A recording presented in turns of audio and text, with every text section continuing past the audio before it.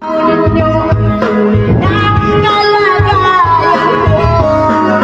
kasi na ako, nandiyan po ba kayo sa loob ng malaking bayan, malawak na bakuran, mataas na padat, pinapaligiran at nakapilang mga mamahaling sasakyan, mga batay na laging bulong ng bulong, wala namang kasal pero marami ang nakabaro. Lumagas man ang ulan ay wala puta sa bubong, mga platong kutsara na hindi kilala ang totoong matakain ay sipon nilang gatas na nasagaw kahit na hindi pasok sa labas ay may amok. Sarap sigurong manirahan sa bahay na ganyan, sabi pa nila ay di tumuring matatagpuan ang tao na nagmamayari ng isang buwan na pag may pagkakataon pinag-aagawa. Kaya naman pinagpinagpakawala kung makikita ko lamang sa kayang isigawan.